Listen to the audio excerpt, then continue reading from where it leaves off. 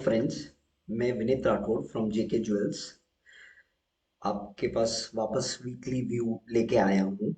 जैसे कि मैंने लास्ट वीक कहा था कि एक हाई पेंडिंग था, तो उसी तरह से एक हाई मारा, बट मेरे एक्सपेक्टेशन थोड़ा ऊपर का हाई था।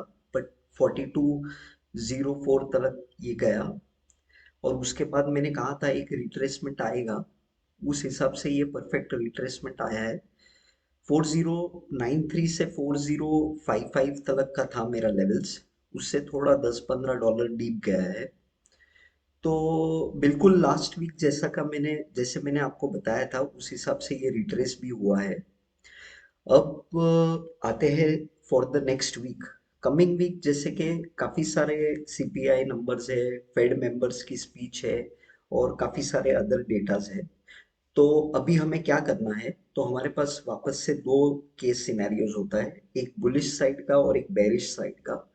इस बार मुझे ऐसा लगता है कि बुलिश साइड का प्रोबेबिलिटी 70 to 80% है एंड बेरिश का 30% है। तो पहले मैं आपको बता देता हूँ कि बुलिश साइड कैसे होगा।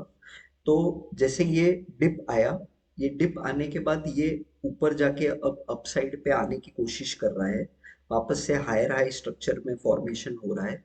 तो मुझे ये देखना है कि ये जो लेवल है 4143 और 4135, यहाँ पे एक, जैसे मैंने ड्रॉ किया है, एक बड़ा कैंडल फॉर्म होना चाहिए। क्लोजिंग भी एकदम स्ट्रांग होना चाहिए।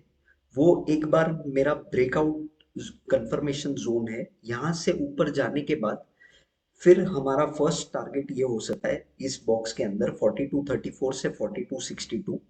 ये क्रॉस होने के बाद सेकंड टारगेट जो है 4354 से 4385, यहाँ तक पहुंच सकते हैं।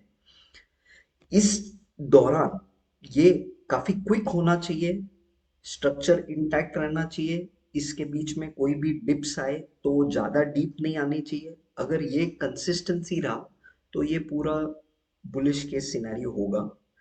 अब चलते हैं बेरिश केस पे। फॉर एग्जांपल अभी ये जो है, ये स्ट्रक्चर पूरा कंप्लीट नहीं हुआ है ऐसा मुझे लग रहा है। तो अगर बेरिश केस मुझे बनाना है तो यहाँ से हम एक थोड़ा ये लेवल पे जाके एक डिप वापस मार सकते हैं, ये जो हमारा फर्स्ट लेवल है। और मैक्सिमम ये प्रीवियस जो परसों का लो मारा है 4022, वो लेवल तक आ सकते हैं। वहां से भी हम हमारा बुलिश केस सिनेरियो वापस जा सकते हैं।